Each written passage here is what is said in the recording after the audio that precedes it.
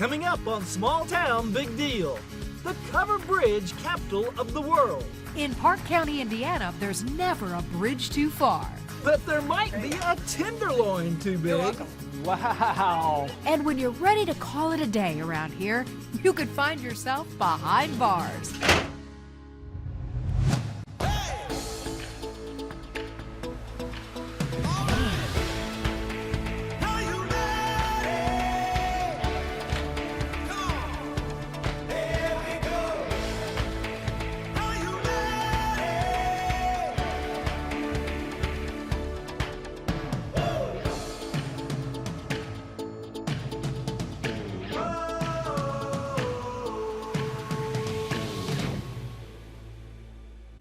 Welcome to Small Town Big Deal. I'm Rodney Miller. And I'm Jan Carl. You know, as we travel around the country, we like to take you with us on the roads less traveled. And sometimes they take us to the most beautiful and most hidden spots in America. And this week, we really have you covered. A drive through Park County, Indiana feels like stepping back in time. The landscape is beautiful, especially when the leaves are changing colors. But they're just a backdrop for the main attraction. We're actually considered the number covered one. bridge capital of the world. Wow. Yep. With 31 of these beauties in the county, that title goes uncontested.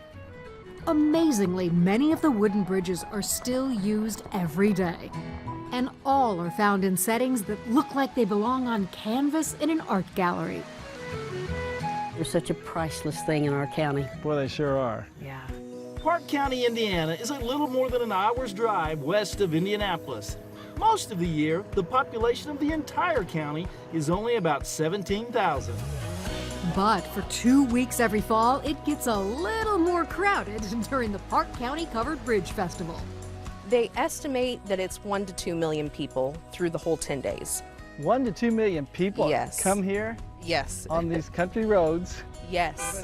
I mean, that sounds like that can't be true, but it's just incredible. People from all across the U.S. and even other countries come to visit. And for many, it's getting to experience history firsthand. At one time, there were more than 50 covered wooden bridges in the county. Some have washed away in floods or storms over the years. But most have survived. The oldest dates back to 1856.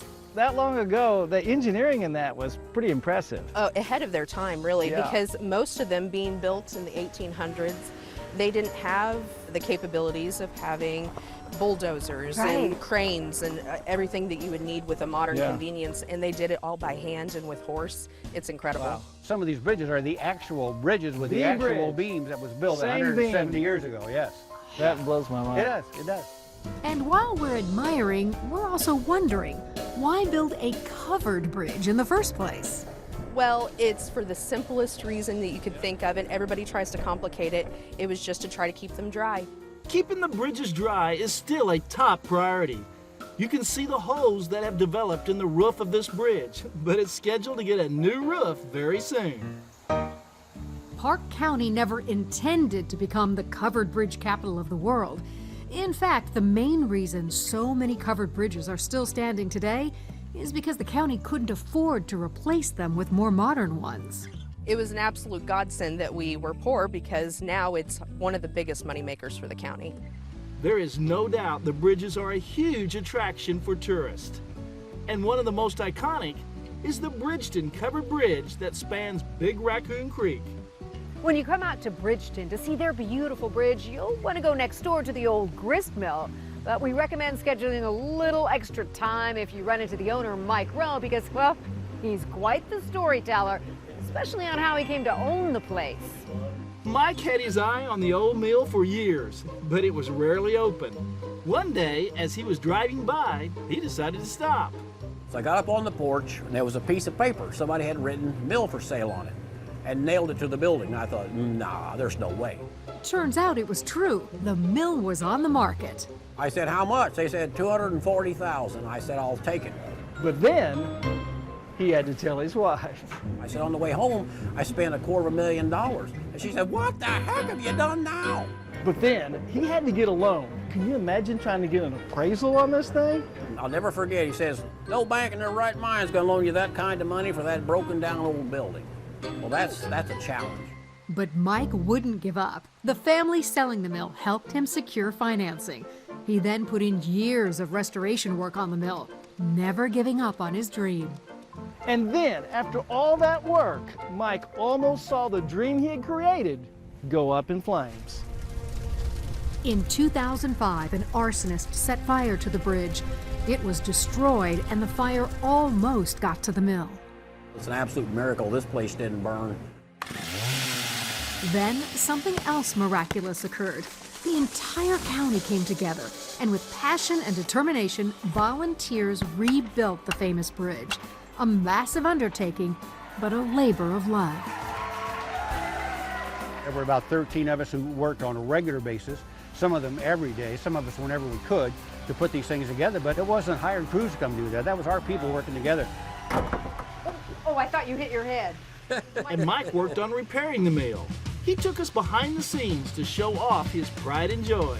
This is the flywheel, 6 feet tall. The stone that grinds the grain is actually the original one brought to the U.S. 200 years ago. There's 2,800 pounds of stone, came all the way from France to here in the early 1800s. There we go. The reason they went to so much trouble, that's freshwater quartz, which means it's harder than glass. They have an estimated life of 300 years, so these aren't even out of warranty yet. When Mike bought the mill, it was producing about 5,000 pounds of flour each year. Today, Mike's grinding out 40,000 pounds a year and loves every minute of it. Today, my wife talks like a lot of this was her idea. Coming up next, Rodney behind bars. Jan? Also, G&M Variety, living up to their name, selling more than 16,000 different products.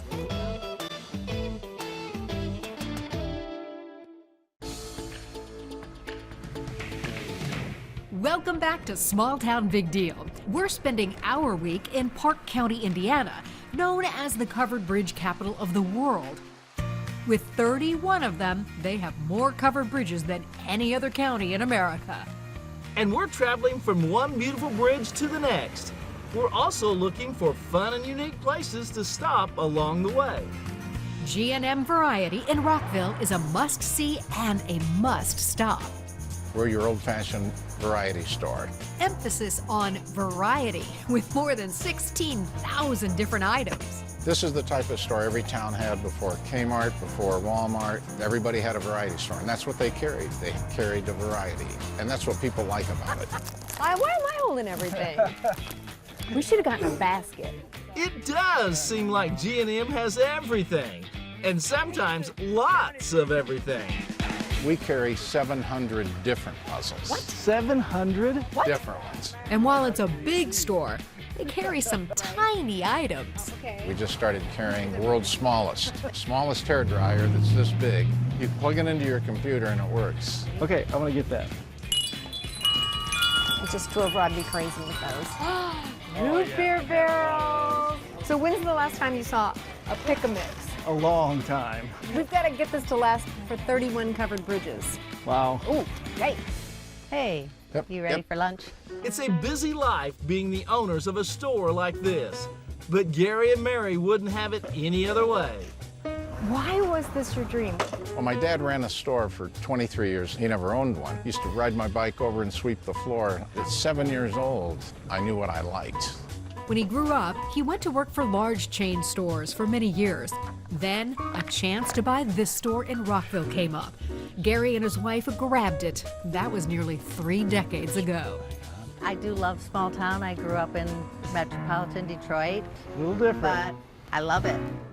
With only a handful of true 5 and dime stores left in the U.S., G&M Variety is a rare find. Waiting on Jan again.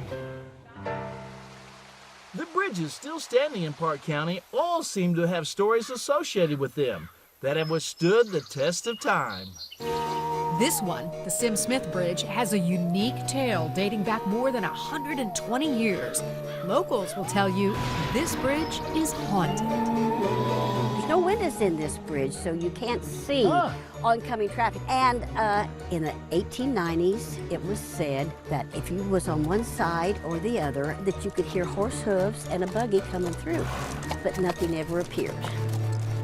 And like a lot of legends, they've been passed down through the generations and have grown over time.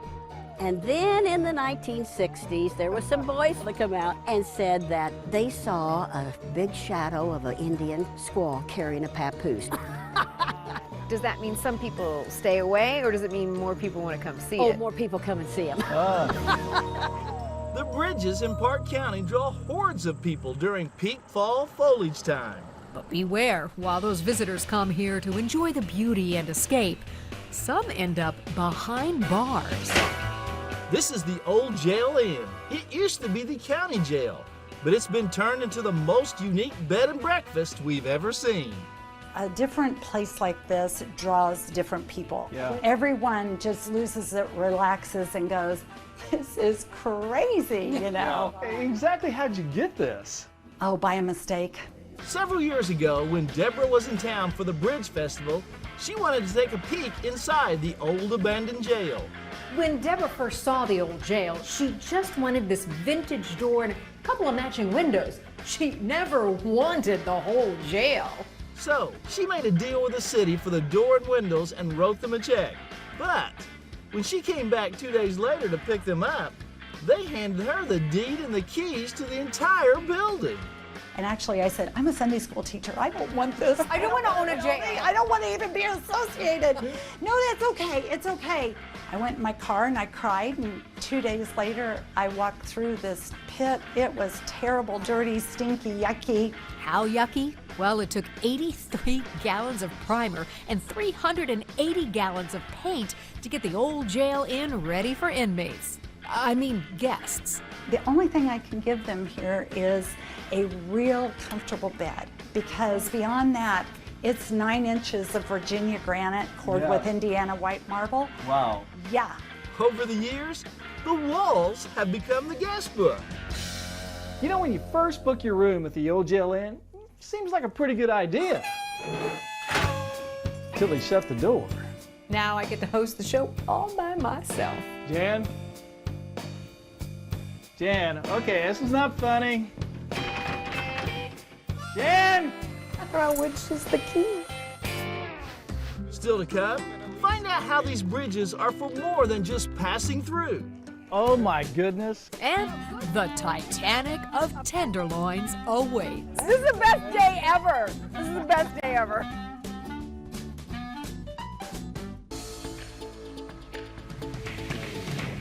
Welcome back to Small Town Big Deal. We're in the covered bridge capital of the world, Park County, Indiana, where there are 31 of these historical beauties to see. We found out no matter what path you take to find them, there's something interesting to discover along the way. Like Patton's Corner near Kingman, Indiana. I'm trying to keep it going as long as I can. You kind of preserve history here. Yeah. Linda's late husband Denny started this collection 15 years ago, a tribute of sorts to farming tools that once were state-of-the-art. We look at it and we say, oh, well, this just looks so antiquated. But back in the day, it was modern and it helped farmers. Yeah, Like, it did. the Amish still use some of this with their horses, so. Some of this is like in its original form, like the plows. Yeah, Is it older than you? You don't know? it predates me, for sure.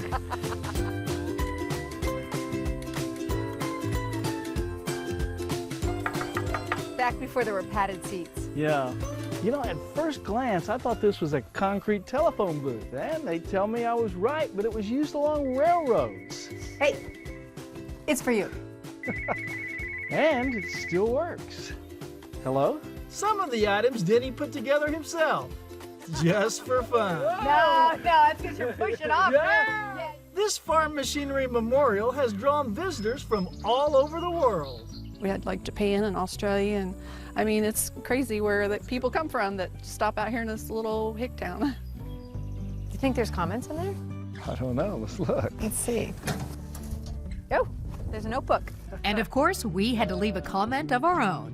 Thanks for preserving history. All right, Jan and Rodney.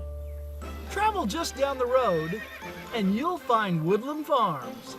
The Clydesdales might catch your eye. Of course, they caught Jan's. This farm has been owned by the same family for 150 years. Everybody kind of works together to keep it together. Adrienne Brown's eyes still light up when she talks about taking care of horses with her late husband, Park. Yeah, I'll tell you what my husband's motto was. Never be without a horse. Outside of a horse is good for the inside of a man, yeah. Chloe. Adrienne's granddaughter, Elise, is carrying on the family tradition of working the farm. A self-described old soul, Elise is well aware of the importance of family and history. This is the Mill Creek Bridge. My great-great-grandfather built this bridge. It's pretty close to our family farm. Elise grew up crossing this bridge to get to her grandparents' home. And it was on this very bridge that the love of her life asked her to be his wife. He turned around and looked right down at me, and he said, "I have a question for you. I've been wanting to ask you for a long time." And I was like, whoa, this is actually happening. And so, it's no surprise Elise got married on one of Park County's covered bridges. You may now kiss the bride. For Elise, and many people here, the covered bridges have deep personal meaning. These are a gift from the people who came before us to say, we want to help you across the creek. We want to get you to where you need to go. These are my roots. After a full day of traveling around the county to take in the beauty of more than bridges, our growing appetites lead us to where folks have been gathering since 1899, the Mecca Tavern. If somebody said, describe Mecca Tavern, how would you describe it? Hole in the wall. But Brad's Hole in the Wall has made quite a name for itself, and it's mostly because of the food.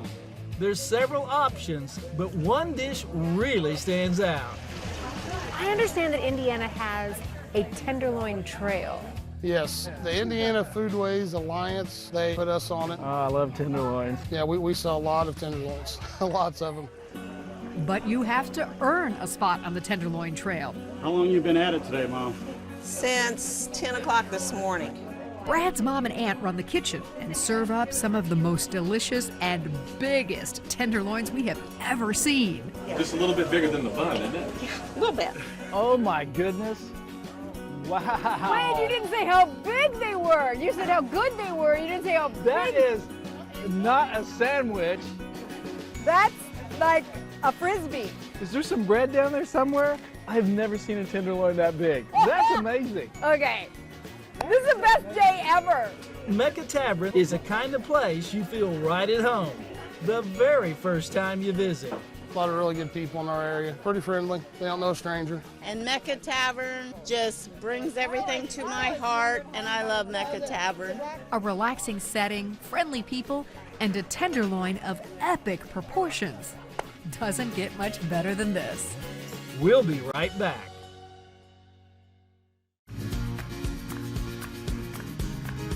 We hope you've enjoyed this episode of Small Town Big Deal. You know, at first I thought the show was going to be all about the beautiful covered bridges of Park County. And it was, but it was about so much more. That's because you become overwhelmed by the people of Park County. And not just their tremendous hospitality, but because of the places they have preserved and the dreams they have fulfilled.